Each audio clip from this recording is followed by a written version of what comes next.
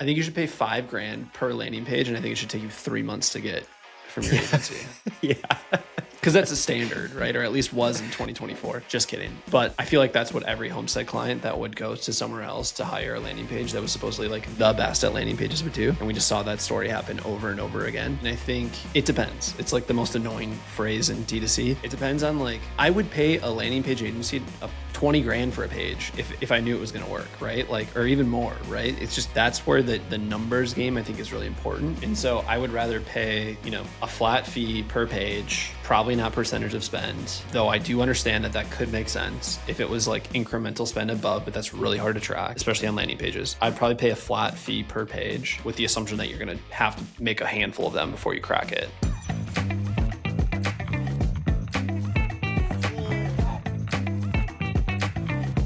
And now, let's take a listen to the Scalability School podcast.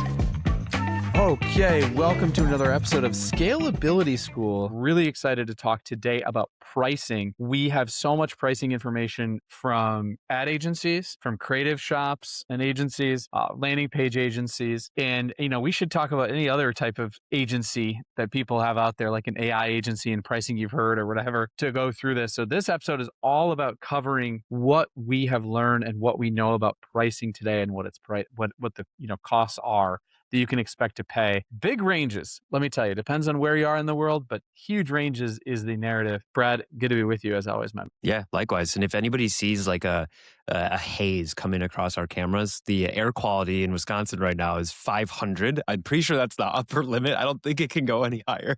So yeah, anyway, it's wild, but we're here and we're excited that you are as well. So thanks as always. So look, the reality of this is prices are all over the place. All right. So we did a survey in the Foxwell Founders community about how people are priced and what pricing looks like. And of that survey, we had actually over 200 respondents that came in that survey. And then there's other data too that we pulled in from Foxwell Founders Knowledge. We have a Foxwell Founders MCP. You can check it out at foxwelldigital.com/MCP that has all of our knowledge without the community. And it's pretty insane what we've seen. So 4 out of 5 agencies quote either a flat rate retainer or retainer plus percentage of spend. So that's obviously very normal. Nobody works on peer performance. It used to be a thing, isn't necessarily a thing anymore. What they report earning per client is what you're paying. So mostly sit at $2,500 to $10,000 a month all in. And freelancers and in-house price the same but work differently. So it's kind of interesting thinking about that. So let's talk about paid media management from a meta standpoint. I'll walk you through what I have, and then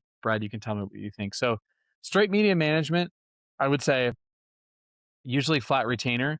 I've seen floors at 1,500. That's typically going to be for like an offshore, someone. If they're good, then it's not necessarily probably going to be a good number. I think anybody that's quality is going to be at least 2,500 to 3,000. So floor is like 1,500 to 3,000 a month, I would say. And then big single accounts can run up to 20 grand a month in fees. The high percentages you hear are bundles, not media only.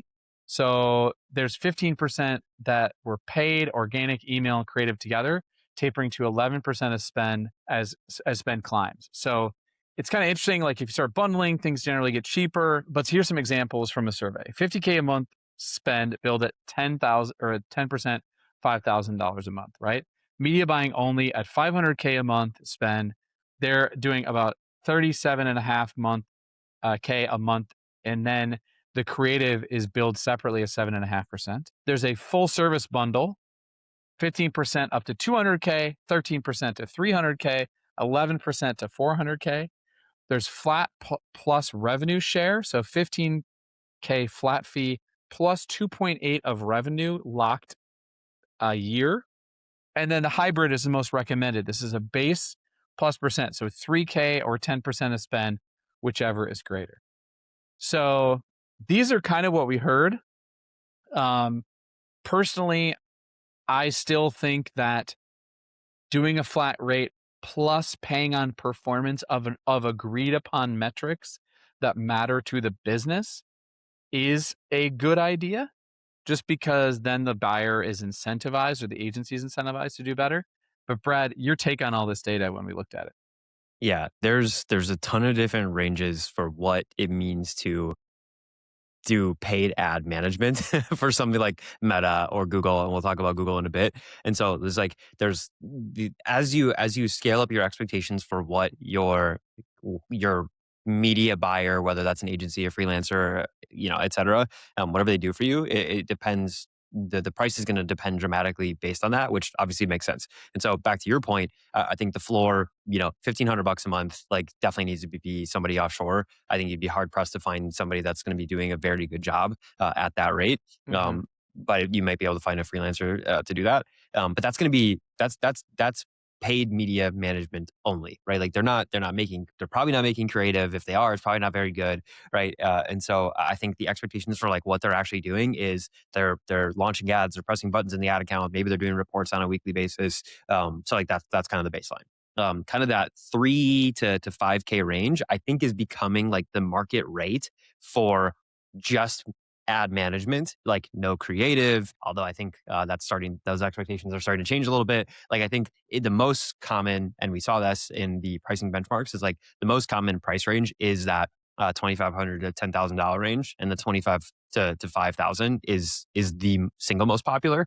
And I just think for paid media management, especially with people's expectations around AI and what Claude can do and what all of the the AI tools can do, I think that's just getting compressed down because I think people are feeling like, hey, Meta in particular is starting to automate some of the media buying for you, et cetera, et cetera.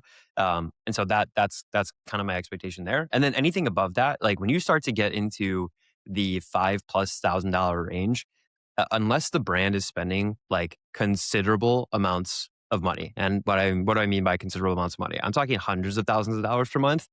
I think if you're not getting additional things on top of that, or like insane depths of like involvement in your ad account, that's where I start to wonder: is that worth it from an agency perspective? Now we've had Marin on the podcast as an example, and I know he charges percentage of spend. Like that's an example of somebody who's cracked out in your ad account, like relentlessly checking things every single day and moving the needle forward with managing the ad account. But just as a baseline, I think if we're talking strictly about managing the ad account, no creative, nothing like that, I'd be surprised if people were able to charge like substantially more than $5,000 consistently for the average brand. Totally agree. Yeah, I think a lot of folks, they start to wonder where the value is coming in when when it gets higher than that. Hey, what's happening with just media buying? Because straight media buying is so much different, obviously, than it used to be. Welcome to the show, Zach Stuck, co-host and friend of ours. We're glad to have you. Thank you. We're talking about paid meta ad agency pricing. And I went through sort of all the examples in the outline, just absolutely all over the place. What's your opinion on the best and most effective way to price right now if you're a meta ad agency, or what people are doing? Like, the context for you is like, you got all this in house, right? Like, do you have anything outsourced that's not like an internal person that's like actually touching your ad account? Like maybe somebody uploading ads or something like that, or not really? So we do now for Hollow. So yeah, I mean, I have a few schools of thought. I think like the agency model makes a ton of sense for a lot of brands up to a certain point. Then I think your goal is to bring it in-house. And then I think once the business gets big enough, there's a world where you also then consider going back to finding like the cracked, crazy, extremely talented individual that's usually just freelancing, the David Hermans of the world, Mike Lucases of the world, Kyle Leaches of the world, right? To then go and say, hey, I'm willing to pay above like what I'd be comfortable paying one individual freelancer because of just their extraordinary skill set. Because now we're spending enough money that there's only so many of these people in the world that have spent that amount of money. So that's kind of how I think about it. So Hollow is now at the state where we're spending enough that just trying to find a media buyer in-house or just find an agency that's going to work on it. A media buyer is probably managing a couple different accounts. Like wasn't enough attention. And I really wanted someone that spent real like big dollars. So that's why we went with like a contractor. So like Hollow's running with Kyle Leach right now, which we've seen like wins in the first like couple weeks because he's running very, very large accounts, and I think he's in Ads Manager all day, every day, and that's all he does. He doesn't really have to worry about a bunch of new business and stuff like that. Like he only works on a couple accounts at a time. But like that individual, like we're willing to pay more than what I'd probably be willing to pay just like an agency, knowing that I've owned an agency and kind of how that model works. But I think like brands that are kind of in that like initial phase, maybe like, I don't know, 50K not a day, 50K a month to like maybe 500K a month, or maybe even up to $1 million, I think an agency is like a really, really good solution most of the time. I think that then like anything above that, I would either try to build it in house or try to find like a really talented individual. And I think from a fee standpoint, that's where it gets tricky. Like I think if you're a brand spending, $1,000 a day, like it's hard to want to charge a brand spending $1,000 a day more than, 2 or 3 grand. But I do still think that like I've talked about this a lot in the past, but like my threshold of like, can you spend more? I think is actually valid. Like I'm actually okay paying a percentage of spend with a cap now, because I think it's harder to, the media buyers should be responsible for hitting your CPA goal. Like they should be spending more if they're not hitting your CPA goal. So as long as you're tracking your CPA or your ROAS goal that they're responsible for, the more that they can spend, that's actually on them to like kind of go and accomplish. So I think my thesis has changed over the years, where I used to think percentage of spend was kind of BS and we never ran that at Homestead.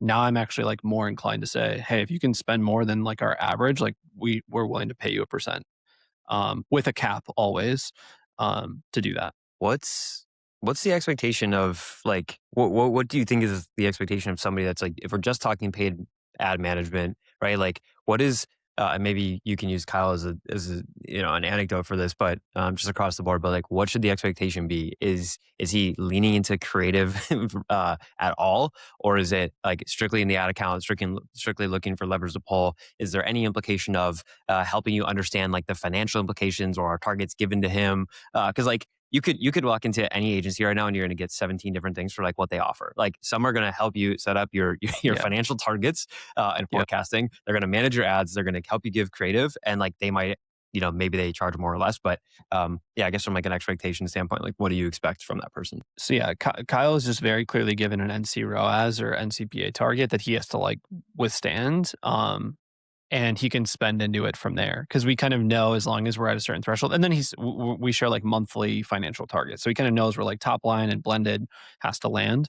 But what he's like, our expectations from him is basically bring new ideas to the ad account, which is like maybe new bidding methodologies or maybe new targeting strategies, and then also tell us like pockets of areas that we're missing in when it comes to creative or landers. So I think those are really like the biggest things, where he's probably like, in motion assessing all the different creatives that are getting proper spend, and then saying, oh, hey, like we're missing founder ads this month, or we haven't had a new founder ad in a long time. Go shoot one of those. Or like, hey, we haven't done any like side-by-side comparison videos, or we haven't done this, or hey, we've run a lot of listicles, I know, but can we try an advertorial? Like, and could, he's usually sharing examples of other brands too that he's seen. So it's like not necessarily up to him to like brief a creative or like come up with a whole thesis of a landing page. It's just like kind of finding like the holes that he's seeing that he doesn't have as like tools. And these are what the media buying, this is what a media buyer should be doing today if they're value adding in your agency. Like it used to be that they would just run the ads, and then the running of the ads was enough of a chore. And now it's like, since so much of that is on, so much of the buying, you can talk about structure, you can talk about bidding, which is important, but it's not worth $5,000 a month to a lot of folks. So it's like, these are the other things that they're doing. We're talking about gaps in creative. We're talking about assessing. We're talking about like the things that you just aforementioned. So I think that's a big difference. But jumping to your question about, or jumping to your point, like what is there like a a spend percentage is good, but do you also think doing it on metrics is okay? Like I talked about before, if they're agreed upon, or do you feel like that gets really messy in agency pricing? I think it's fine. I think it's just like whatever is the simplest format to get you the business target, right? So like if you're willing to spend, if you've already forecasted and know your numbers well enough to say, hey, you can scale up to here, and like if their fee structure increases and their OpEx goes up, as long as they're hitting target, like does the business balance out to still end at like the revenue and net profit target for the month? And I think if you know those things, like I think any structure of, if it's hitting the target, hitting the CPA at a certain threshold, if it's a percentage of spend, if it's there's a bunch of different ways I think you can do it. I think it's obviously simplest to just go with like a one number, right? So that's how I like it now more than not. So usually if we're going to go higher for this role, it's like, here's your base retainer or percentage of spend with a cap. So it's like, it might be 5K base or 10K base. 1% of spend, 2% of spend, 5% of spend, whatever it is, capped at 15K, 20K, 25K. And to me, that gap in gain between paying the min retainer and the top is like, we can spend that much at our target. That means our business is growing dramatically. So Sure. I'm willing to do that. And what are things, this is a question for both of you. Brad, you can go first, which is what are things that a meta ads agency or a paid media agency, but yeah, that focuses on meta, what are the things that you've seen that have set certain organizations apart from others that are causing them to grow above others or, more than others? Like, is it that they have better insights? Is it that they have great reporting? Is it that they have a really good strategist? Like, what are the pieces of it that you guys think are of the places you've seen? Because inevitably, Zach, you've seen a ton. Brad, I know you've seen a ton. What do you guys think? All right, friends, quick break. This episode is brought to you by Northbeam, the marketing attribution platform that we love over here at Scalability School. If you're a marketer, I mean, you probably agree, right? Incrementality testing is broken. These tests require tons of labor, spreadsheets, statistical reference, and the designing of the test is slow and error prone. How are you supposed to know what to test in the first place, right? There's a million factors that can make incrementality testing difficult. But the good news is Northbeam has completely changed the game and they fixed this. Only Northbeam Incrementality automates your incrementality test design and monitoring while protecting you from the major mistakes that plague incrementality testing. Northbeam builds tests using your own MTA data, launches them directly in ad platforms, and automatically monitors them throughout. If something threatens validity, you're alerted before it ruins the result. With Northbeam, you can launch tests in platform with a single click, saving you tons of time and reducing any chance for errors. And when the test concludes, your results flow straight into your MTA, meaning you can easily see results alongside the rest of your data. Incrementality was broken. Northbeam fixed it. I think if you have somebody who is like responsibility is uploading ads into the ad account, like you should be paying a very small amount of money. Like that's really not. It's just like not that valuable. Granted, like there's a caveat to this, which is like I still see ad accounts that are set up in the most insane ways. It's just like how it's 2026 and I see the craziest shit, and it's like wow, there's still bad media buying that happens. And so like there's objectively bad media buying, but I think for the most part, like it should progressively be getting better and better as Meta makes it easier. So like I think like level one is like launching ads in the ad account and clicking buttons for budget up and down. Additional things that can help you start to I guess like not be just like a commodity as a media buyer. Somebody uploading ads is like I think reporting is a good one, and just like the insane depths of knowledge that somebody like a Kyle or a David Herman or like all the people that we've mentioned they have. It's like they're not just looking at the performance of individual campaigns. They're going and they're breaking down every single possible like okay, where's the delivery happening from a placement standpoint? Okay, we used to be spending more on reels, and now that's going off. Well, what creative is coming out of that? They're making suggestions. So like that they're looking at the breakdown and spend across a million different things and saying like, okay, we're missing something here. Unlocking more spend can be by getting more native Instagram reel looking content because we used to spend like that's just one example of a million different things. So just like super cracked out in terms of like actually knowing what the heck is going on in the ad account. And like it's a big gap from uploading ads to that, and like that just takes reps and years of doing it. Totally. Other levers would be helping you understand like what your targets should be. So obviously incrementality has been this big topic of discussion over the last several years now, but just like I really do, I think a lot of brands should be able to set their own targets. Like I think it's just financial responsibility is understanding how your P&L works and understanding what you should be setting for, break even CAC or customer acquisition costs or what your MER goals should be. But like a good agency or media buyer should be able to help walk you through that. And they should definitely understand what the impact is of different levels of efficiency in your ad account.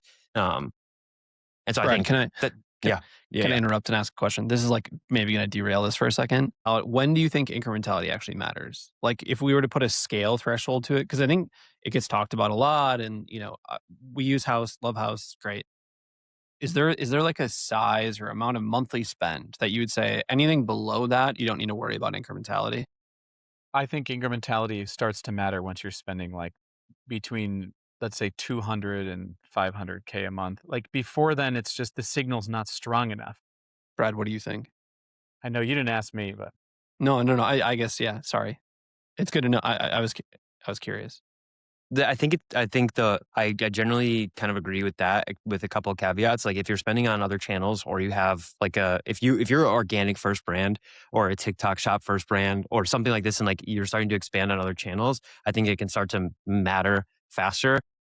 I have an ad account that spent 600 grand last month, and like I know that it was entirely Meta. Like I don't need incrementality to tell me that. Like I know Yeah. because they're not doing anything else. Like I just know, right? And so there's no doubt in my mind that it's not that useful. That said, like House, I haven't had the chance to work with them really much, but like I know it's a great tool. It's just like it's very cost prohibitive for a lot of people, and I know it's getting less cost prohibitive to do conversion lift studies inside of Meta and all these other tools. But I think if you have a ton of channels, that's when it starts to make sense. But otherwise, I think you can get away with it for a long time. Especially if you're like if you are ripping $1 million a month on Meta, you're probably still okay if you're only running Meta. Like you just keep going.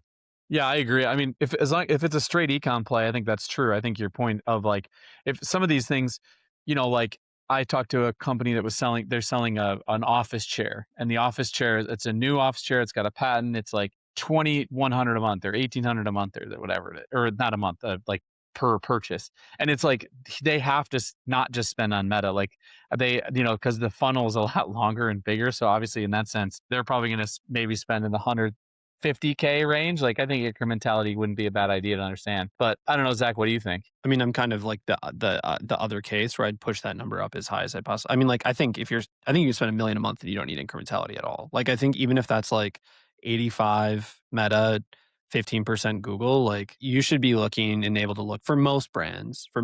Again, not the brands that the purchase window is 180 days, but like for most brands that it's even 30 or less, you should be able to look at an MTA and make decisions off of that. And I think that is more than sufficient up to like 7 figures a month and $1 million a month in spend. I've been telling a lot of people that have asked like, oh, should I be running House? And I'm like, how much are you spending? They're like 10K a day. And I'm like, doesn't fucking matter. Like, does not matter. Keep spending on Meta. Do better there. It's the same thing as always. Better creatives, better landers, better offers, better CRO. Get your email and SMS style. It's like the same thing. I was just curious. Like I think it's interesting to talk about. But even like us at Mars, who's spending a lot of money, like we're just starting to really dabble with incrementality. And I think you can really get a lot more scale for depending on the business type, of course. But for most brands, I think it matters less. Well, let us not go without talking about the fact that our main sponsor, Northbeam, does have incrementality built in as well. So Which you is can sick. test it there too, which I'm sure you guys have. So you're going to ask another question, and then we should talk about Google agencies, which I know you love talking. Big fan. Big Google guy.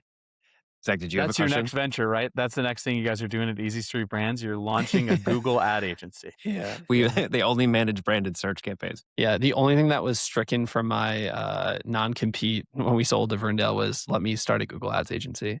I had to really fight for that one. No. Yeah, let's talk about Google. I mean, I think again, I'd love to hear what you guys have found and saw. And yeah, okay, so let's talk about it. So Google, in the survey, we talked about the survey at the beginning. We have a ton of data on this. So actual examples from the Google agencies from the survey, 10 to 20% of the people that we surveyed, their minimum is around 500 a month. So Google agencies get really cheap, and they're very commoditized, in my opinion. There's people that also do a flat retainer of 500 to 5,000, mid-market 1,500 to 5,000. So there's so many of these Google ad agencies that are like, yeah, we'll take it on, and it's like easy for them to manage. I think they just price basically, do very little. I mean, 500 a month in fee, they're not spending anything, but that's a lot of like small business stuff, I think. Then there's base plus percent over a threshold, like we talked about with Meta. So some example had $1,000 base plus 10% of spend. Over $5,000. A freelance consultants generally were like up to $3,000 a month, and then they sometimes went higher, but it's cheaper generally. I think we're talking about Google agencies, and then the contractor pass through a client at 10 to 15K a month. Google spend price the contractor at $1,000 a month. So, I think you guys have talked about before, Google should be a flat fee. Most scale to end spend is branded search. It's not incremental. You get it anyway. So, I don't know what you guys think about this. There's a lot we could say about Google ad agencies and how they go about this, but I think Generally speaking, Zach, your opinion is that a lot of people are overpaying for this. Do you disagree with that assessment? I just don't think anyone should charge a percentage of spend for brand search. Like, first and foremost, it doesn't make any sense to me. Like 0 cents. I think percentage of spend for YouTube spend, I think is really interesting. And again, it has to be the whole nuance of percentage of spend, or even any of these target, they have to have a target, right? Like, you have to be able to have some type of either last click, which I know is like not the best, but like some type of target to look at, um, to hold them accountable for the spend, the increasing spend. If they're doing that, I think non-brand or YouTube is totally fine to run a percentage of spend. It's just so rare to see it done where anyone gets any proper scale out of it. Proper scale meaning even like to 10K a day, right? So, um, I'm in the I'm in the bulk. I'm in the camp of saying percentage of spend is fine, but it just should be on brand. That's really it. That's my biggest thing, and why like most Google spend is brand spend, especially if like you actually dig into it. A lot of agencies have done a bad job of actually filtering things out correctly, where they're saying it's not brand, it's saying it's non-brand, but it actually still is brand. So that's my number one thing that I just like get frustrated about. Outside of that, I don't really have any issues. I mean, candidly, like we're at a spot with both Hall and Mars that we have like we've been using a contractor for a while. We haven't been able to scale Google a ton, Google YouTube a ton for Mars yet, and so we're going to build the team in house. And so we're bringing in like basically someone to just own the channel, and then someone to media buy. So it's like a 2-person role, or two people to kind of run it.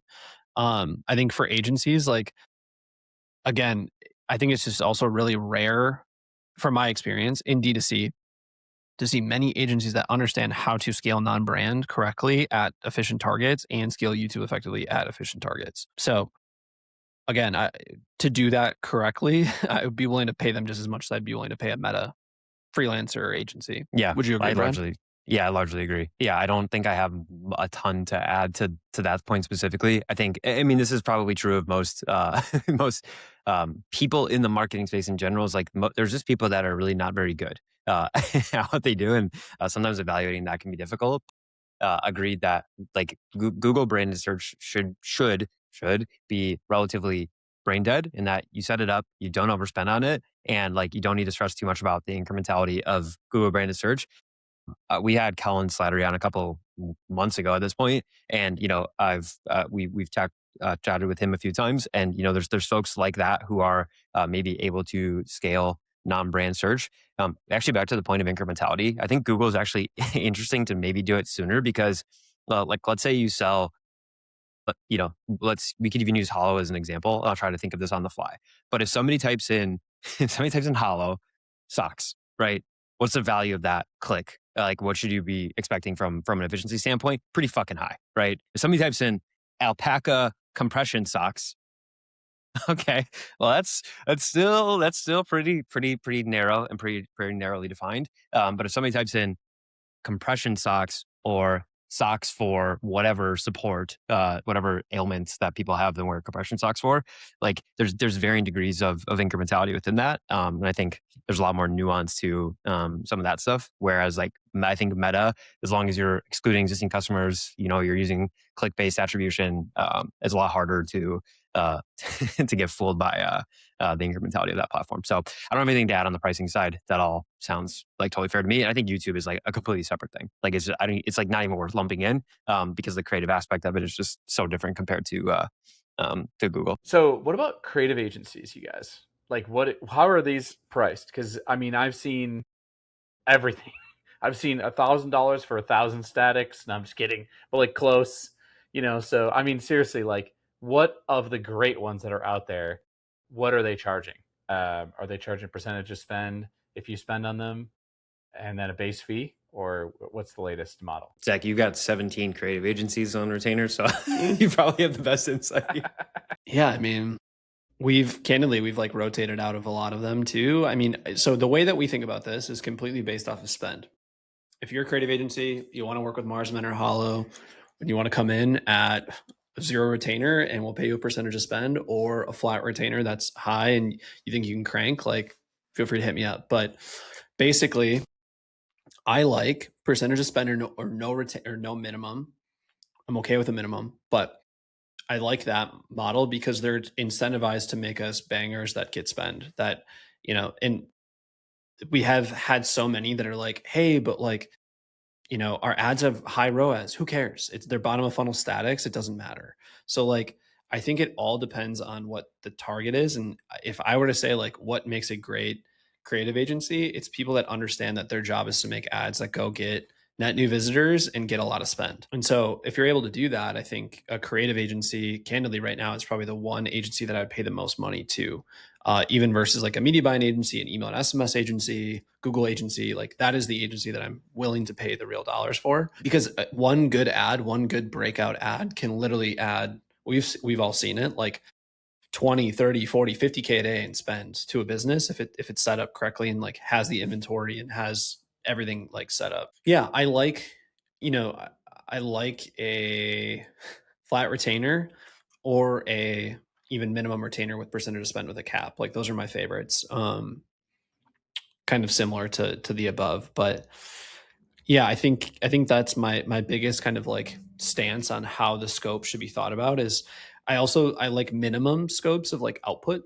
And then I like the ability that if an agency like wants to make more money with you, which should be their goal, and should be to like keep you around, is like let them make as much as they possibly want. If they want to go make a bunch more ads for you, or if they just have random ideas, I'll give a shout out to like the agency 10x ROAS. Like we've been using them for a long time for both of our brands. They've been great. And they consistently just like send us more creatives than what our scope entails, because they're on a model where like they want to keep us and they want to push up more spend to their creatives, which keeps us happy and keeps them around. So that's my take on kind of fees and creative agencies. Yeah, I think it's pretty common to be like if you're working with an agency and we're talking like content creator, anywhere from like $300 to $700 per video is kind of like the range that I think you're landing in. Now, if you start to get like higher production than that, it's probably going to scale pretty quickly, especially depending on like the actual scale of that production.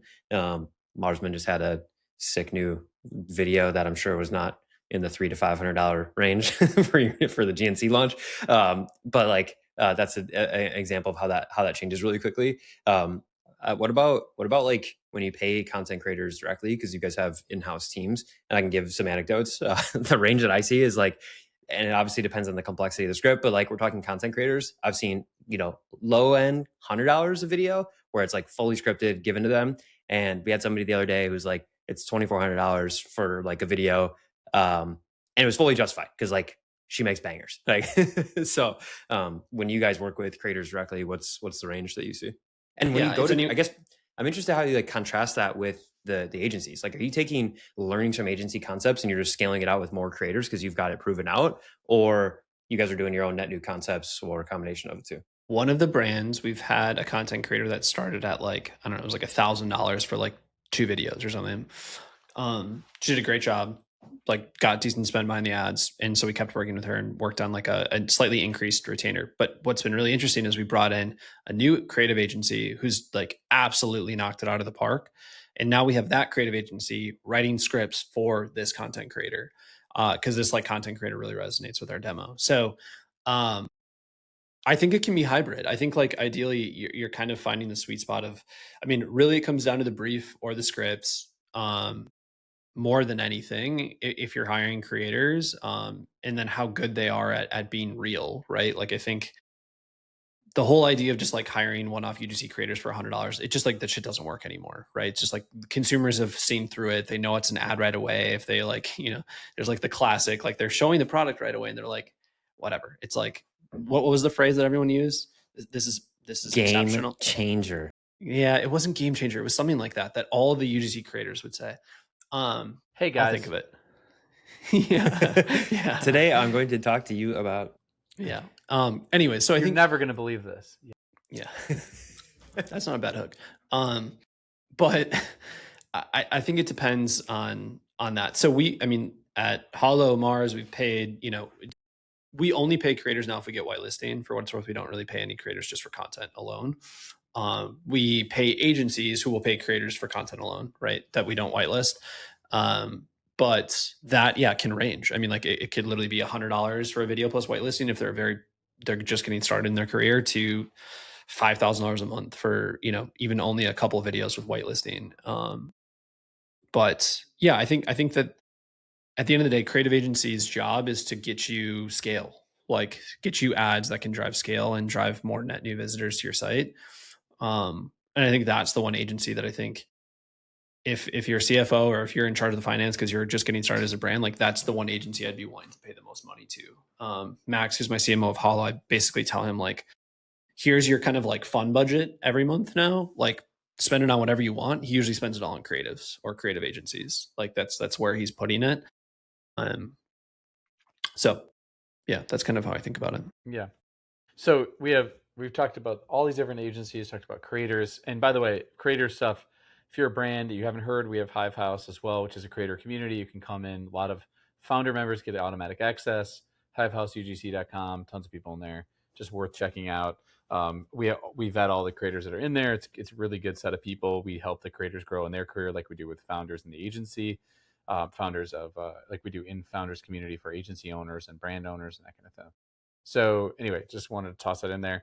So let's talk about a couple of other ones. An email SMS agency pricing. Usually this is baked into full service. This is what everybody does now.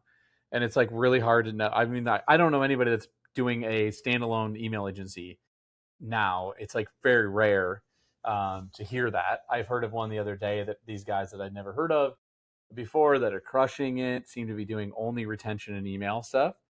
SMS this seems to be, from what I've seen, priced similarly to the Facebook ads game, in terms of, look, it's based on a certain number of emails going out, and sometimes there's a percentage of revenue attached, sometimes there's not.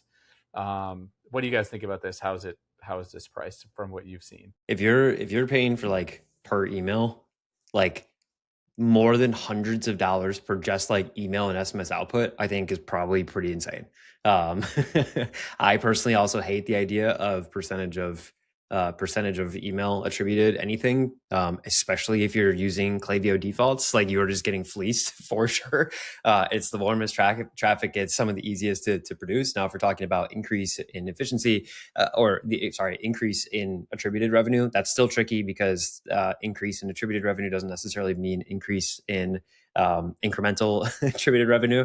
So there's some big caveats there. But I think if you're paying more than a couple $100 per email design, if that's all you're expecting email design and outputs, that's probably too much. That's if you're just like giving them the brief yourself. Now, if they're helping you own and craft the marketing calendar, that's a big value add. If they're helping you own, craft, and hone retention, and like retention is a massive, like retention could be post-purchase upsells on the website. It can be post-purchase what happens in email, your flows.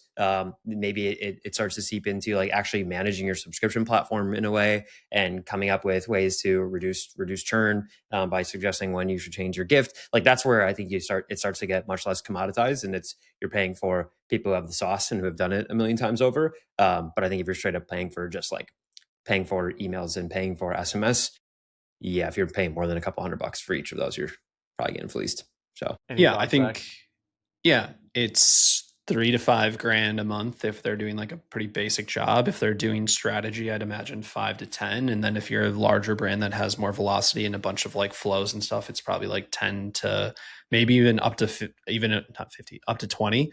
Probably like the 10 to 15K a month range. I would not be surprised if there is a strategist on your account, a copywriter on your account, a designer, an implementer. Like if you have like a full robust team working on your stuff, I think that that's more reasonable. I think the biggest thing now this is my take, is that copy is actually, it got really easy with AI, but then it got too easy. And so I think a lot of email and SMS, agencies just kind of chalk it up. And that's where the brand's like feel really falls apart very quickly. It's very easy to catch an email and be like, oh, yep, like AI wrote that. Besides just seeing a bunch of M dashes, right? So I think that's where I think the copywriting is honestly the most important thing. I think design isn't as hard to do as what it used to be. I think you can design really beautiful things easier now. I also think like the way that people think about agencies, and if team like we haven't really talked about this, but like I would love to kind of wrap some things about like the team that you're working with, if you care if they're like stateside or onshore versus offshore. I think that for a lot of e-commerce brands, like for them to want to pay the fees that they want to pay for, I think a lot of agencies do have to offshore roles to like make it work for everybody, right? If the agency is not able to be profitable in any way, like the brands can't be, the agencies just won't exist. So the brands can't get fees for a certain degree. So yeah, I mean, I think it comes down to what Brad said, which is like if they're adding strategy that's improving returning customer rate, or increasing like or tightening the window from like first purchase to second purchase, and they're like sharing data on that and the things they're doing to like improve that, increase LTV, reduce retention of churn. If they're doing those things and reporting on those things, and you're seeing like improvement, those are the agencies I'd be willing to pay 15, 20 grand a month to, because that's like substantial compounding effects. But yeah, if you're just getting email and SMS and no real strategy, it's just implemented, like a couple grand a month makes sense. Yeah, I mean, I think so much of it is, talking about your question about onshore, offshore, and I think even just the thread through any of this is like, how much is that agency a strategic partner of yours? And really, like, what does strategy mean, right? Like, that means different things to different people. To me, it means that they are proactively taking action on your account to be testing new things, be trying new things, to be preemptively bringing up issues they might see, and to be innovating essentially on new things that can bring you net new revenue, right? Uh, that is what you're paying them for. I think that there are agencies that are great at execution, and where they lose clients is they turn into an execution agency, and they just do, and there's not a focus on the strategy and the partnership. And so that's one. I would say that as it relates to the offshore stuff, you know, offshore isn't bad if you have a good way to vet the people that you're working with. But I think where offshore I've seen works better for agencies is if there is a partner that they're working with that knows how to and keeps the offshore employees accountable and educated with the best practices. And that's not necessarily as much on you. That is where I've seen that be a little bit better, because then it's not you managing someone in wherever this person is as much as it's like you're working with an intermediary that's saying, hey, these people need to be on top of their shit. They need to know the best practices. We're educating them. And you're paying a little bit more of a premium, but you're still paying offshore pricing. And that can really help a lot. And those types of firms, like, go have varying levels of quality, I would say, right? But like in the community, I don't know, Leandro at Propel has landed like 85 offshore employees for 8 people in the founders community. And it's because there's an intermediary there that does that. I don't know what you guys think about that, but I think you have to have somebody that's kind of watching over that crew, because otherwise it becomes a whole other thing for you to manage. Yeah. I've got nothing useful to add. I think you said that very well. I know, yeah, Zach, I don't know if you have anything, but I think one of the last things on our list is landing pages in CRO, which is like the last 17 episodes we've done have been all about landing pages. So we can bring it home with that. We should just start a company called Congruency. Yeah, look, congruency, that's probably expensive. It's also a really hard word to spell and say. Maybe that's just me. It's available. We can call the number on the screen right now if you want to buy it. It is available. So just throw it out there. Congruency.com. Yeah. Oh yeah. Nice. Oh, Big that's .com good. guy. Nobody's I gonna mean, I write think that landing agency. pages. Yeah. I think you should pay $5,000 per landing page, and I think it should take you 3 months to get from your agency. Yeah. Because that's a standard, right? Or at least was in 2024. Just kidding. But I feel like that's what every homestead client that would go to somewhere else to hire a landing page that was supposedly like the best at landing pages would do. And we just saw that story happen over and over again. But yeah, I mean, I think it depends on, it depends. It's like the most annoying phrase in D2C. It depends on like candidly how I would pay a landing page agency 20 grand for a page if I knew it was going to work, right? Like, or even more, right? It's just, that's where the numbers game I think is really important. And so I would rather pay, you know, a flat fee per page, probably not percentage of spend. Though I do understand that could make sense if it was like incremental spend above, but that's really hard to track, especially on landing pages. I'd probably pay a flat fee per page, with the assumption that you're going to have to make a handful of them before you crack it. So yeah, I don't know. I don't know of any like just straight up, I don't know many straight up landing page agencies, but I'd say like flat fee makes the most sense. Yeah, I think you could find somebody who can build the page. They're not going to be able to like copyright and ideate, and that's like hundreds of dollars.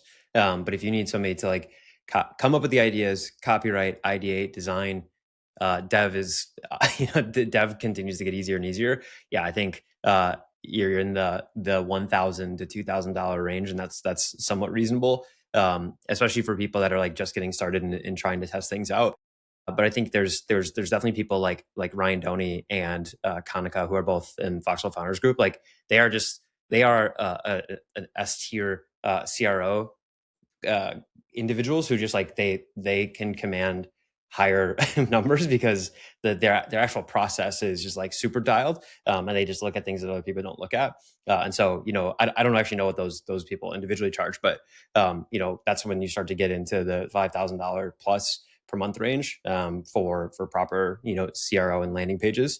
But I think like how do you what about people that are just doing like small on site things? It's like and small is not like totally fair, because like a 2% increase in something for Marsmen is a massive win, but at the same time like the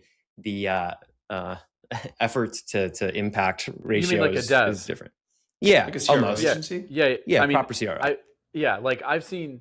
Well, if it's a CRO agency, that's a different story. I've seen guns that are good, that are great, that are going to do like tweaks that you're telling them, and they're going in and coding it and everything, which is obviously like a different story now with Claude and everything.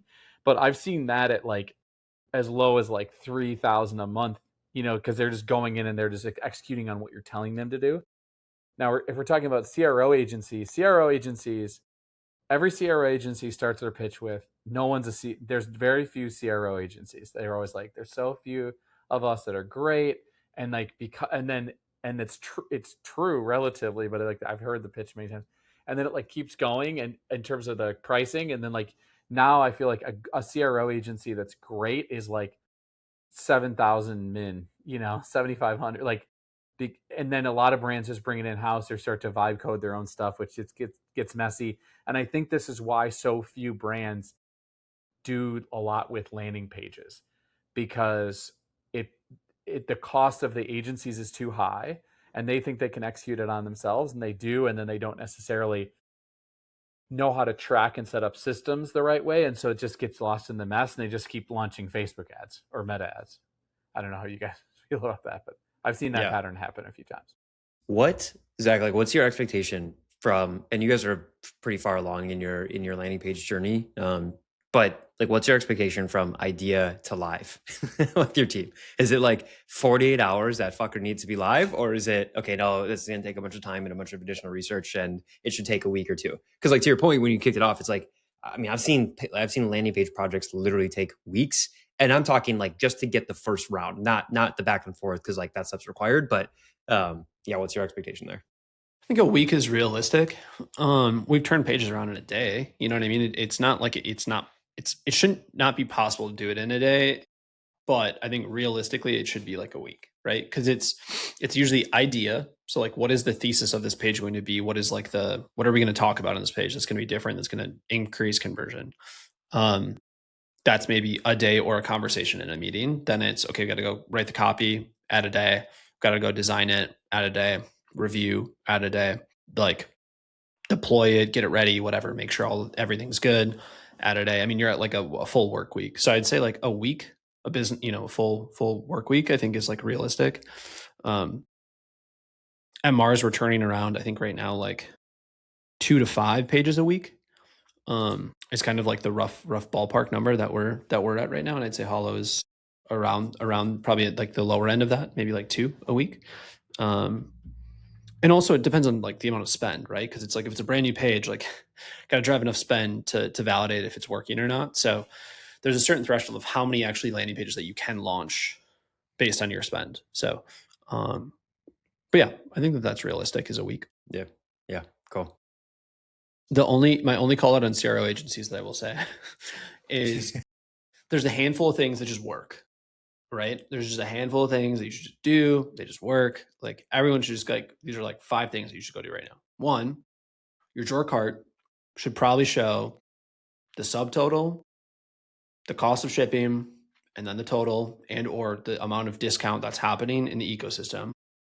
And if it doesn't, it should show those things. Because the more clear that your price can be on that page before they have to go make one more decision on the checkout is really, really great. Especially if there's like automatic coupon codes being applied. Anything there that if you're running like coupon strategy or anything like that, if you can do all of that in the drawer cart, huge lift in conversion rate. Show that you're getting free shipping. Make it abundantly clear that you're getting free shipping or not, or what that free shipping threshold is in the drawer cart. That's like kind of CRO 1.0 from my perspective. Then there's things like your carousel images. We've talked about this a lot. You shouldn't just have plain carousel images. You should optimize your carousel images. The thought of the carousel images should be any bit of information below the carousel images should be able to be summarized by just flipping through the carousel images on your PDPs. So like, go do that. Go look at Hollows, go look at Marsman's. You can very clearly just like see how we think about that. Huge lift in conversion rate. Talking about when like the customer can expect the shipment. Another obvious one, big lift in conversion rate, showing like this product ships tomorrow and it ships from a US facility, can usually see a lift. The other one is showing like credit card or payment options on the PDP. Can be kind of ugly, but like lift in conversion rate. Like these are just like a few things that it kind of sucks that you have to pay an agency to go do some of those things, but like a good agency should already have an arsenal of about like 20 tests that they can run over the course of like a couple of weeks to just like go and test for your site. What's a bummer is like, I wish CRO agencies would just be like, oh, 30 grand and just give me all the tests right away. And I could just like launch them all in one shot and should just see a big lift overall. That is like my only flack with CRO agencies is like, they usually have the arsenal, but they like keep them in their back pocket because they want to continue to like roll them out over time to keep keep you around. So there's a handful of those things I think are just like fairly obvious that should help. So if you're not doing the things I mentioned, like go test all of those immediately because we've run them across both of our brands and a bunch of clients at Homestead and like saw it lift. Yeah, I put ships from US by tomorrow, but then the key is to no ship. And then there's a lot more margin to be made when you just don't send the product.